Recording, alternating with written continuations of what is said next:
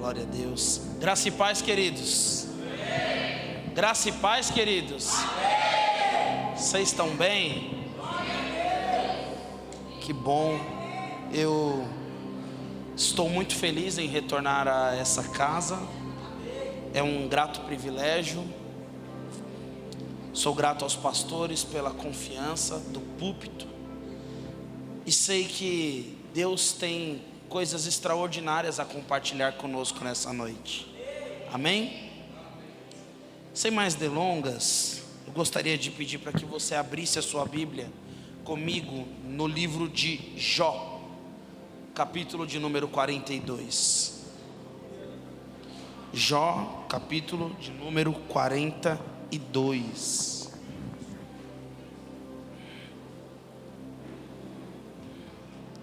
Quem achou diz amém. Quem não achou diz me espera. Eu espero.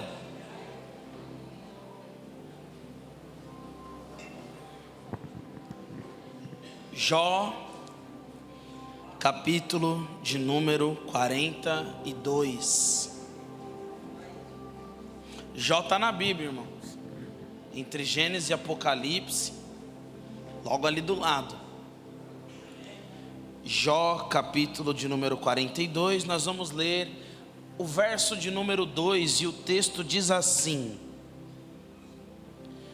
bem sei eu que tudo podes e que nenhum dos teus planos pode ser frustrado.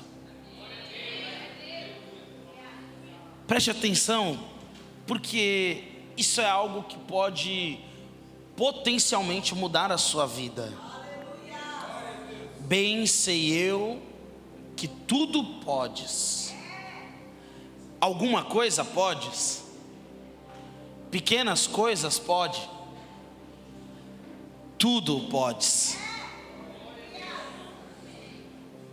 E nenhum dos teus planos. Dos planos de quem? Olhe para essa pessoa que está do seu lado. Se ela for bonita, se ela não for, você não precisa. Mas se ela é bonita, olha no fundo dos olhos dela e diz assim: Deus tem um plano. Não, fala com voz de profeta. Fala assim: Deus tem um plano. Glória a Deus. Curve sua cabeça comigo. Pai, no nome de Jesus Cristo, eu quero te apresentar essa palavra. Espírito Santo, meu amigo, que o Senhor possa me usar como tu bem queres. A igreja é tua, a palavra é tua e eu sou teu. Que nós possamos sair daqui sendo nutridos debaixo da tua poderosa presença. Amém. Glória a Deus. Se puder só me dar um pouquinho de retorno, eu estou com a voz bem ruim esses últimos dias, e aí me ajuda, que aí eu consigo tentar não acabar com ela antes da ceia lá na igreja de domingo. Hoje eu faço companhia de um obreiro, um filho. Pedrinho está me acompanhando. Fica de pé, Pedrinho. Esse é o Pedrinho, gente.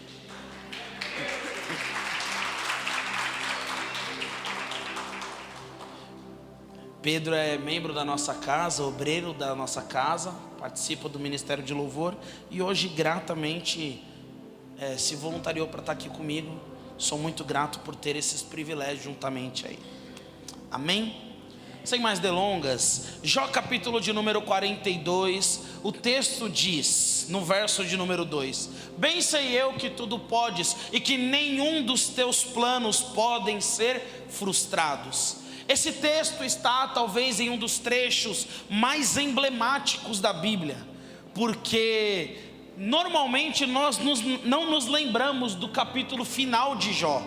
A gente se lembra do capítulo inicial, a gente se lembra dos capítulos do meio, mas dos capítulos finais nós não nos lembramos.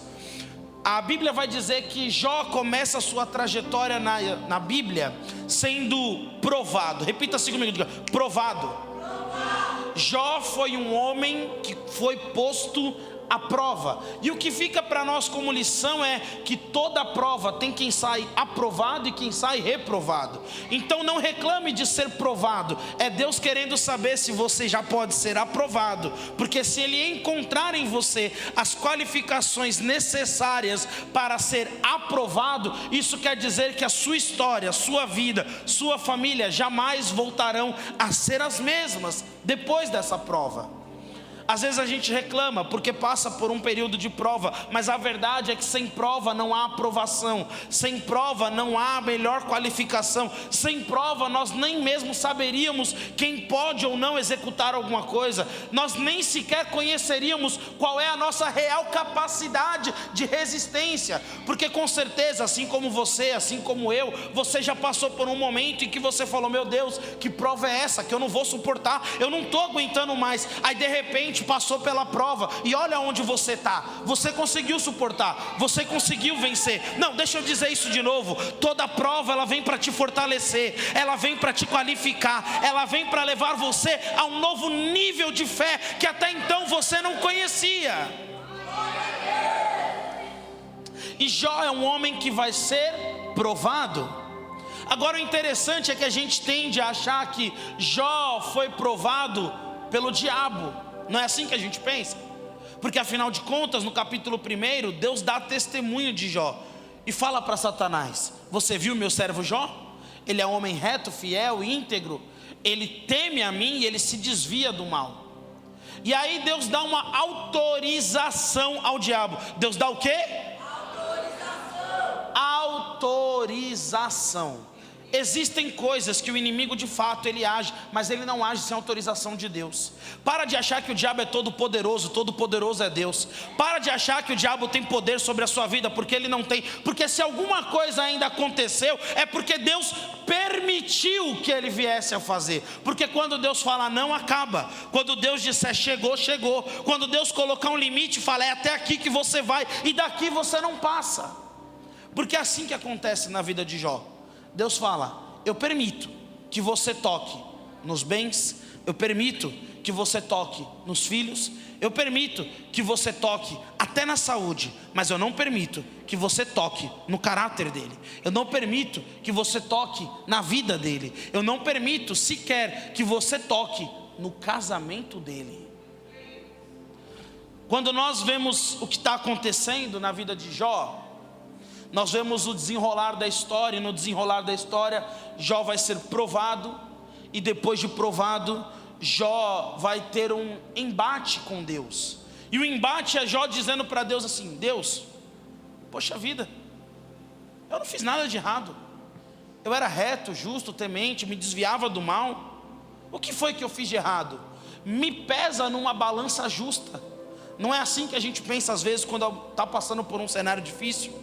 A gente olha e fala: meu Deus, mas o que eu fiz? Tem tanta gente que está roubando, está matando, e eu estou aqui tranquilo, estou num culto na igreja, estou buscando. Por que eu é que estou sendo provado? É porque o outro já foi reprovado. Quem precisa ser aprovado é você. Você não entendeu o que eu disse? Então eu vou dizer de novo. Você não entendeu por que está passando pela prova. É porque Deus está querendo te aprovar. E por querer te aprovar, Ele permitiu que a luta chegasse. Por querer te tornar mais forte, Ele permitiu que viesse a perseguição. Por poder te mostrar o nível de poder que Ele tem, Ele até permite que a enfermidade chegue. Porque aquele que pode permitir a enfermidade chegar é o Jeová Rafa, o Deus que cura. Quando nós vemos o desenrolar dessa história, chega então o capítulo de número 41 na história de Jó. E nesse capítulo, Deus pega Jó de jeito, Deus pega Jó como se fosse pelo colarinho, gruda ele e fala: Jó, já que você está achando que foi injusto, senta aqui na minha escola que eu vou te dar uma lição hoje. Porque eu vou chamar você para uma conversa mais íntima.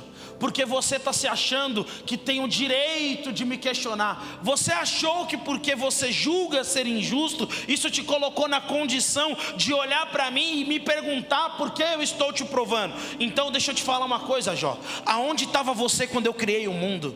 Quem é você? Porque no dia em que eu lancei as fundações da terra, o que você estava fazendo?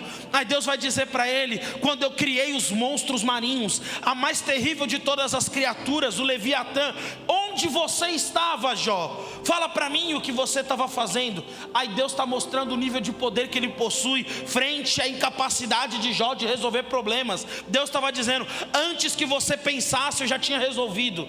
Antes que você questionasse, eu já estava com a solução escrita. Antes de tudo isso acontecer, eu sabia o dia, o momento, a hora em que você passaria por essas circunstâncias. E aí Jó se cala, porque Jó reconhece a sua pequenez diante de Deus.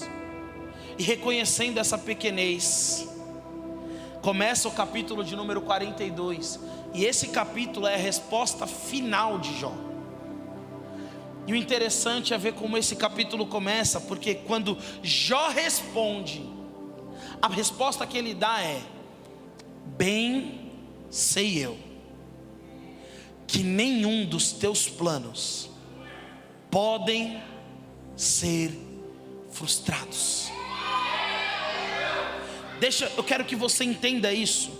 Jó estava olhando para o próprio Deus e estava dizendo: hoje eu sei bem que nenhum dos seus planos podem ser frustrados. A pergunta é: os planos de quem não são frustrados? Repita assim comigo: os planos de Deus. Não, mas fala com fé, fala como quem acredita nisso. Fala assim: os planos de Deus. Os planos de Deus não podem ser frustrados. Mas e os planos de Jó? E eu fiz essa introdução para começar essa mensagem aqui com você. Deus vai frustrar os teus planos. Ninguém quis dar um glória agora. Deus vai frustrar os seus planos. Porque quando a gente começa a olhar para decorrer da história bíblica, nós precisamos entender que Deus não tem pacto algum com o meu plano. Deus não está se importando com aquilo que eu planejei. Fala para mim quantas vezes chegou final de ano, que a gente gosta de fazer esse final de ano. Chega dezembro, você começa a planejar. Janeiro, vou fazer dieta, vou entrar na academia, vai ser tudo diferente.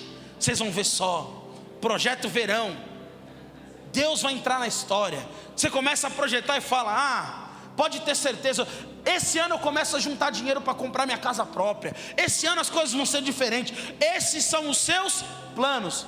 Pergunta: se você pegar os planos de dezembro de 2022, como é que está?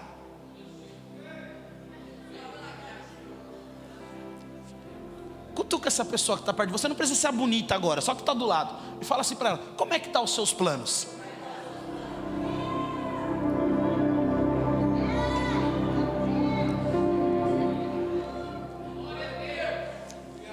Quem extrapolou na virada já está na academia? Eu não planejei entrar na academia, porque eu já sabia que Deus ia me frustrar. Eu falei: não posso, Jesus. Mas a verdade é justamente essa. Nós projetamos, nós planejamos, nós criamos expectativas. Escute, enquanto nós geramos expectativas, Deus gera promessas.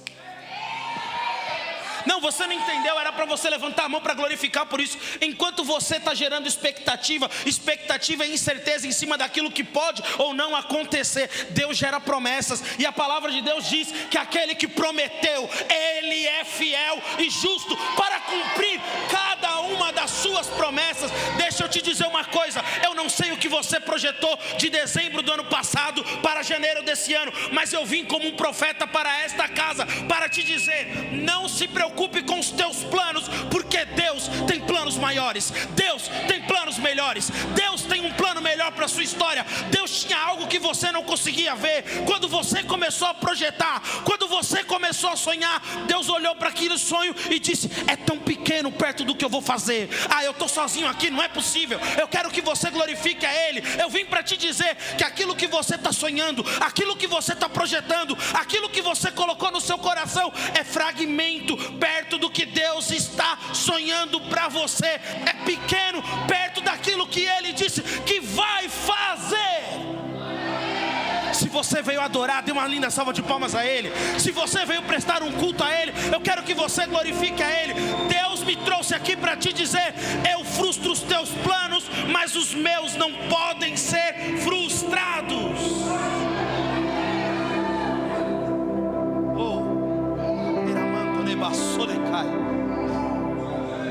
Deus está dizendo para mim e para você: eu não tenho responsabilidade nenhuma com os teus planos, eu não tenho parte alguma com aquilo que você projeta.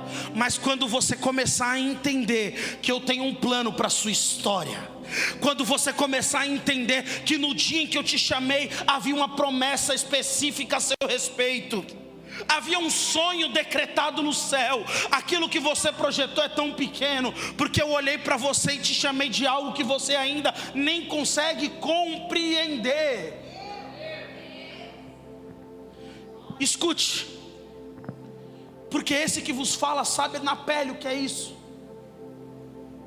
Tive um sonho por muitos anos, 13 anos de idade, escolhi minha carreira, o que eu faria da minha vida. Eu disse: eu vou fazer direito e eu me tornarei um juiz federal. Olha que sonho lindo. Que pai, que mãe não gostaria de ver os filhos projetando isso? Tinha 13 anos de idade. Qual que era a minha condição? Completamente nenhuma. Morador de uma comunidade carente da zona leste de São Paulo. Mas eu entrei na faculdade. Eu comecei a cursar direito. Eu fiz 5 semestres da faculdade de direito, até que Deus frustrou meu plano. Porque enquanto eu queria ser chamado de doutor, Deus queria me chamar de pastor. Deixa eu te dizer uma coisa: enquanto o que eu estava esperando era ser reconhecido pelos homens, Deus falou: eu quero te fazer ser reconhecido no céu. O nível de autoridade que você procura exercer aqui na terra é de um juiz, mas eu não te chamei para ser juiz, eu te chamei para ser embaixador. Gálatas capítulo 2, versículo 20: vocês não sabem porventura que vós sois embaixadores do reino de Deus? Entender que Deus frustra os meus planos é compreender que nem sempre aquilo que eu sonhei é o melhor para mim. Será que se você puder olhar não vou falar muito tempo, 2 anos atrás, o seu sonho era o mesmo que hoje? O que você queria era o mesmo que você está querendo hoje? O que você projetou para a sua história era o mesmo que você projeta hoje? Aí Deus estava te dizendo: está vendo se eu realizasse aquele sonho? Está vendo se eu te entregasse aquela casa? Está vendo se eu te desse aquele emprego? Como sua vida que estaria hoje? Aí eu permiti que viesse algumas circunstâncias, eu te coloquei no meio de um cenário de prova, para que isso te levasse a um novo nível de experiência. E quando você passa por isso, eu mostro para você que os meus planos são melhores que os seus.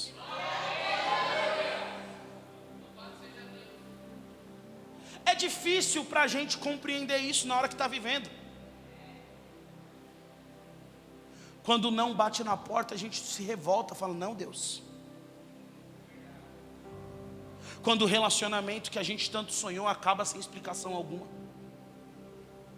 Quando a porta que a gente falou é essa que Deus vai me honrar, ela se fecha e ninguém vai te dar um porquê.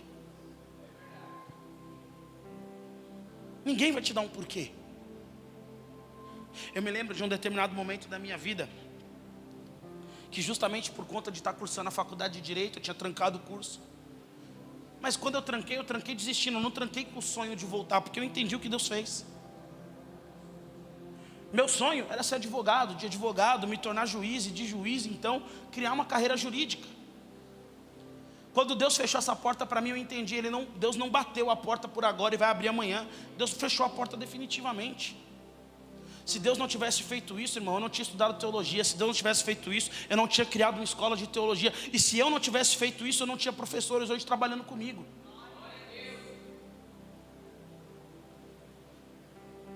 É difícil a gente compreender no momento que está vivendo. Na hora, você acha que eu fiquei feliz? Você acha que eu saí sorridente? Mas compreender posteriormente a esse cenário que era Deus que estava fazendo, foi o que me dava segurança e tranquilidade para ter a certeza de que Ele é que conduziria meus próximos passos. Eu me lembro de um cenário, fui procurar um emprego, na época, ano de 2012. Mandei um currículo, Porto Seguro. Eu sempre trabalhei muito bem com comunicação, bom vendedor. Cheguei na Porto, fui fazer entrevista. Fui arrumado. Nada exorbitante, não cheguei de terno e gravata, mas fui bem arrumado. Fiz a entrevista, percebi que eu me destacava dos demais candidatos. A maioria mais jovem do que eu, mais inexperiente do que eu. De repente eles chamaram e falaram assim: olha, as pessoas que eu vou citar o nome são aqueles que foram aprovados. Aí eu ouvi alguns nomes. Eu falei: meu nome não está na lista. Falei: algo de errado não está certo. Saí da sala, falei: moça, eu fui reprovado. Ela falou: foi. Eu falei: não por nada, mas você poderia me explicar o motivo? Ela falou assim: é que as suas qualificações estavam acima da vaga esperada. Eu falei: poxa, é a primeira vez que eu vi alguém ser reprovado numa entrevista porque era bom demais para o emprego. Você não entendeu ainda. Existem lugares que Deus nem te permitiu entrar porque você era bom demais para lá. Existem pessoas que Deus não permitiu aproximação porque você era bom demais para aquela amizade. Existem ambientes que Deus não vai te deixar acessar. Você tenta. Aí você fala: mas eu não sei o que acontece. É Deus dizendo para você assim: ó, você é bom demais para isso.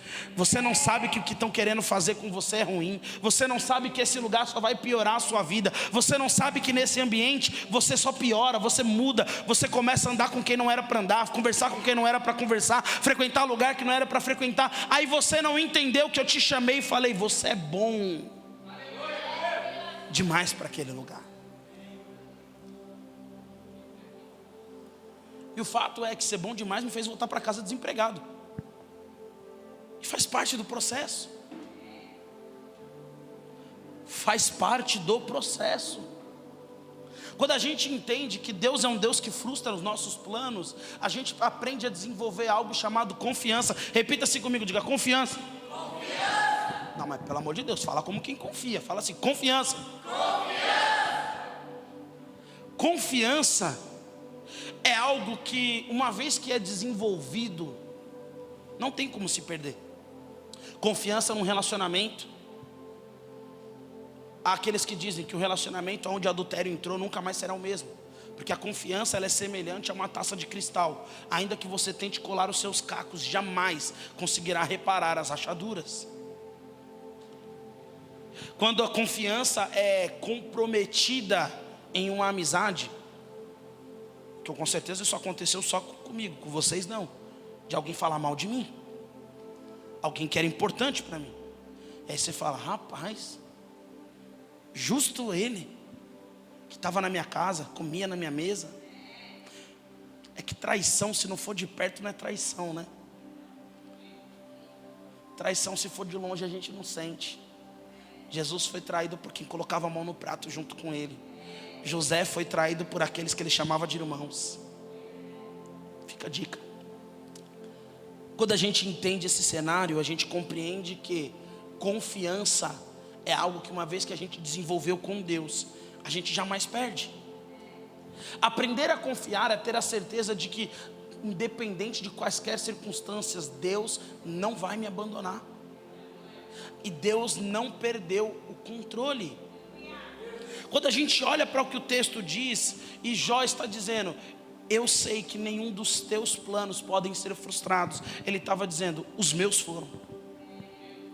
Deus frustrou o sonho de Jó de ser pai. Deus frustrou o sonho de Jó de ser um empresário. Deus frustrou o sonho de Jó de ter posses. Deus frustrou o sonho de Jó de ter amigos. Deus frustrou o sonho de Jó de possuir grandes propriedades, de riqueza. Foram os sonhos que Deus foi frustrando. Você tem isso, mas na verdade você não entendeu que o que eu tenho é melhor. Então eu vou frustrar o seu sonho aqui. Enquanto Jó está perdendo, percebe que a confiança dele foi tão grande em Deus que ela se manteve inabalável. Ele entendeu que a perca dos filhos, a perca dos servos, a perca do gado, a perca das terras, a perca da riqueza, não fez ele perder a confiança em Deus. A pergunta que a gente precisa se fazer é: será que se Deus começar a fazer com que eu viva alguns cenários de perdas, a minha confiança vai se manter inabalável? Eu vou permanecer confiando que Deus está no controle disso? Será que quando um projeto que a gente investiu tempo, recurso, de repente Deus fala assim: nunca foi o que eu sonhei para você, eu tinha algo melhor. Aí Deus frustra os nossos sonhos. Será que você vai continuar crendo? Será que na quarta-feira que vem você vai estar no culto? Será que no domingo você vai aparecer? Ou será que você vai se revoltar justamente com aquele que você jamais deveria ir contra? Será que você vai começar a questionar aquele que na verdade disse: confia e espera, porque certa é a recompensa que eu tenho para você? Porque o problema é que às vezes, quando a coisa começa a desandar, a primeira pessoa que a gente quer responsabilizar é Deus. A primeira pessoa que a gente quer transferir a responsabilidade é de Deus. Pastor, isso não é verdade? Não, olha no Éden.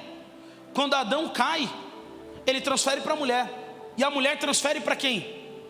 Para a serpente. Mas quando Adão fala, ele não fala assim: olha, foi a mulher. Ele fala: foi a mulher que tu me deu. Era como se ele estivesse dizendo assim: você podia ter feito outra mulher, mas o Senhor fez essa, e essa me fez pecar. Ninguém fala nada agora. Quando a gente entende que Deus frustra os nossos sonhos, a gente precisa compreender e ter a certeza de que a frustração não é o estágio final. Escute, e eu gostaria que você fizesse isso profeticamente. Diga assim: a minha frustração. Não, você está frustrado? Não, fala com fé. Fala assim: a minha frustração não é o meu estágio final. Ficou legal para a gente ensaiar? Diga de novo, mas diga agora botando para fora, como quem tem vontade de pregar lá na Praça da Sé. Fala assim: a minha frustração, ela não é o meu estágio final. Pastor, qual é a certeza que eu tenho diante disso? É só olhar para a Bíblia. Um dia Deus frustrou o sonho de um homem chamado José. Porque você acha que o sonho de José era ser governante do Egito? O sonho de José era ser a continuidade do seu pai. O sonho de José era que dissessem: eu sou o Deus de Abraão, o Deus de Isaac, o Deus de Jacó e o Deus de José. Mas Deus falou: eu não preciso agora ser o Deus de José, eu preciso ser o Deus de Zafenate Paneia. Então eu vou frustrar o seu sonho, mas eu vou te levar para um lugar de governo. E nesse lugar de governo, a autoridade é maior, a influência é maior, o nível é maior, mas a prova também é maior. E enquanto eu provo você em maiores níveis, eu elevo o nível de recompensa, porque Deus não é injusto, Ele não trabalha com balanças desmedidas. Então o nível de provação revela o nível de recompensa para quem suporta a provação. Ah, pastor, mas isso só aconteceu com ele? Não, tinha um menino escondido no pasto, cujo sonho era ser pastor. Ele olhou e falou: eu quero cuidar das poucas ovelhas do meu pai. Aí um dia Deus falou para um profeta e disse: Samuel, entra na casa de Jessé, procura um menino bastardo, aquele que é ruivo, que não é igual aos outros, ele não tem cara de rei, ele não tem cheiro de rei, ele não tem aparência de rei. Não, eu preciso que você entenda isso, porque era para você glorificar. Eu não estou falando de alguém provável, eu estou falando de alguém improvável. Você não precisa ter cara, você não precisa ter consciência, você não precisa ter aparência, mas se Deus disser que você vai ser, fica tranquilo, porque quem Ele chamou para o trono não perde o seu reinado. Quando Davi entra na história, ele está sabendo: eu não tenho a estrutura necessária, eu não tenho a força necessária, mas eu tenho o Deus do necessário, e com o meu Deus eu chego diante do gigante. Tem um exército covarde que está dizendo: quem vai lá? E Davi entra na história, um menino pequeno, e ele fala: quem é este incircunciso para afrontar o exército do Deus vivo? Não é o exército de Saul, não se trata de quem está no trono hoje, porque Davi sabia que Saul está sentado no trono por enquanto, porque Deus disse que o trono será meu. Deus frustra o sonho de um menino chamado Davi para torná-lo rei. Deus frustra os planos de um jovem chamado Daniel, nascido em Jerusalém, filho de uma classe importante, dos mais sábios da juventude. Mas Deus disse: eu preciso de alguém que interprete sonho na Babilônia. Deixa eu te liberar uma palavra. O ambiente pouco importa. O ambiente pouco importa. Quando Deus decidir te levantar, Ele não está preocupado aonde você está morando. Ele não está preocupado com onde você se colocou. Ele não está preocupado se no teu trabalho alguém disse que é crente, que é macumbeiro, que não presta. O que Ele disse é: se for preciso de profeta, eu levanto no meio da Babilônia, e quem olhar vai ter que entender que eu escolhi alguém que, apesar de ter frustrado o plano dele, eu tinha um plano melhor. Isso não aconteceu. Adore Ele com as suas palmas.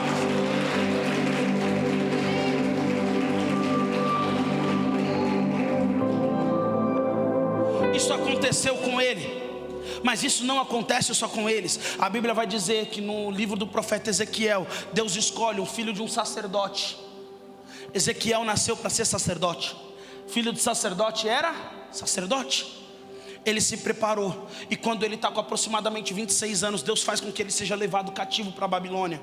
O sonho de ser sacerdote foi frustrado. Ele olhava agora para as mãos calejadas, e sacerdote não podia ter calo na mão. E ele dizia: como é que eu vou ser sacerdote agora? Como é que eu vou desempenhar o meu ministério agora? Porque às vezes a gente acha que meu pai era uma coisa, eu tenho que ser a mesma coisa. A gente acha: meu pai é pastor, eu tenho que ser pastor. Meu pai é músico, eu tenho que ser músico. Porque no ministério é uma questão de continuidade. Deus não está preocupado com isso. Deus olhou e falou assim: eu não preciso de outro sacerdote, eu preciso de um profeta. Levanta, Ezequiel.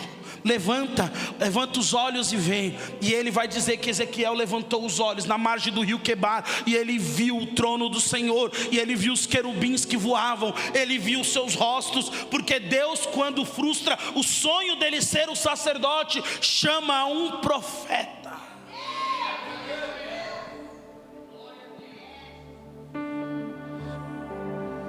Deus não está preocupado com o que eu planejei.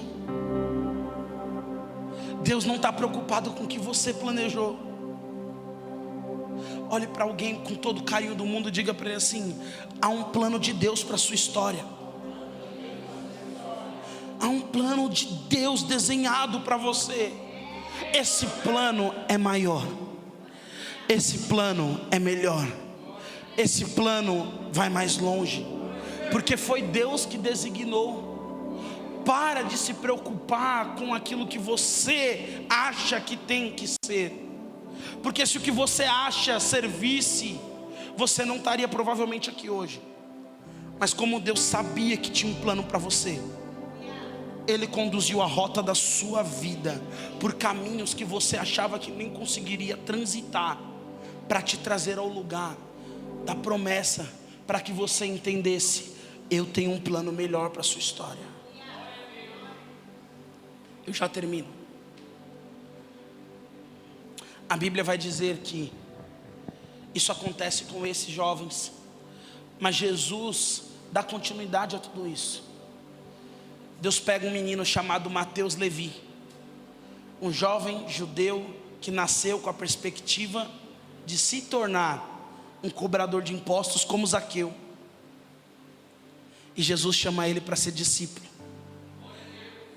Jesus pega um homem chamado Pedro. O sonho de Pedro, o projeto de Pedro, era montar uma empresa de pesca. Ele já tinha outros barcos que trabalhavam em conjunto com ele. Os João, André e Tiago estavam ali trabalhando juntamente com Pedro. Aí Deus fala, através de Jesus: joga a rede. Jogou. Pega peixe. Pegou. Me segue. E ele, deixando o barco, seguiu Jesus. Pedro entendeu: eu não quero saber de milagre, eu quero saber de quem faz milagre. Porque o meu plano era viver milagre. Aí Deus me chamou para andar com quem faz milagre. Porque quem anda com quem faz passa a realizar. Você não entendeu? Quem anda com quem executa milagre passa a fazer milagre. Quem se contenta com milagre, um dia o milagre acaba. Deixa eu te dizer, é o que Deus fez com Abraão. Quando Deus chama aquele homem na terra de Harã e fala para ele: sai, venha para uma terra que eu vou te prometer, que eu vou te mostrar. Essa terra é a tua promessa. Deus não fala para ele, eu vou te abençoar. Deus fala, sê tu uma bênção. Porque melhor do que ser abençoado é ser aquele que é a própria bênção. Porque aonde eu chegar, eu vou ser bênção para aquele lugar. Deus vai me fazer uma bênção para aquele ambiente. Quando a gente entender que melhor é ser aquele que contribui, melhor é ser aquele que está sendo abençoado por Deus para abençoar outros, a gente para de se contentar com ser apenas um portador da bênção que Deus deu. Deus não quer que você receba apenas uma bênção. Deus quer transformar você na própria bênção. Deus quer mostrar para você que o plano dele para a sua história é te fazer ser alguém que, quando você entrar num lugar, vou falar assim, eu não sei o que aconteceu, mas depois que você começou a trabalhar aqui, Deus abençoou esse ambiente. Alguém vai ter que olhar para você e dizer, eu não sei como isso está acontecendo, mas quando você entrou naquela sala de aula, parece que alguma coisa começou a ficar diferente. As coisas começaram a entrar na minha mente. Deus está dizendo, depois que você chegou nessa igreja, você se tornou uma bênção para esse ambiente. Você começou a trazer novidade, porque o que Deus deseja fazer com os meus planos é frustrá-los, para que os planos dele sejam concretizados. Quando nós entendemos isso, nós vamos entender a fala de Jó. Bem sei eu, olha para mim, nem um, nenhum,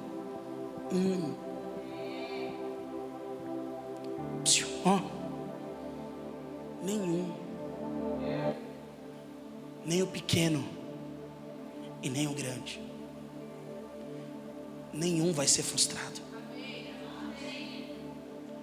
O que Deus disse, o que Ele planejou para você, vai acontecer. Vai acontecer. Não, você não está entendendo o que eu estou te dizendo. Escute. Eu estou te dizendo que o Criador do universo escolheu você para traçar um plano para a sua vida.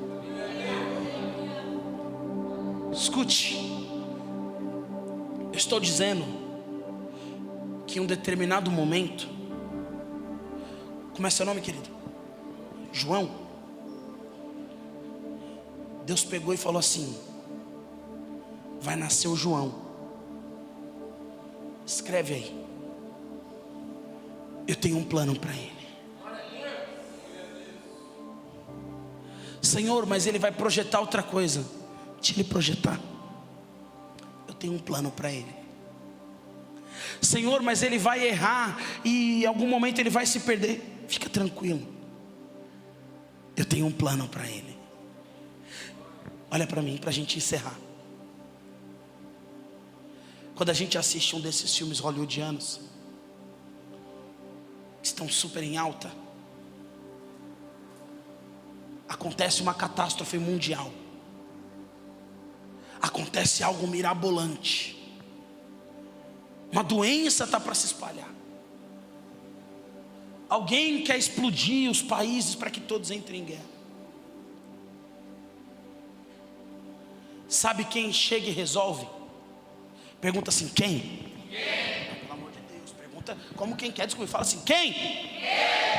Aqueles que têm um plano. Quem carrega um plano, carrega a resolução de problemas, carrega a transformação de tudo que acontece. Sabe qual é a palavra que você tem que sair daqui hoje? Chegar na sua casa. Eu não sei o que está acontecendo na sua família, mas no meio de uma crise, fala assim, fica tranquilo, Deus me contou, Ele tem um plano. Pastor, mas é o meu pai. Fica tranquilo, tem um plano. Pastor, mas é o meu filho.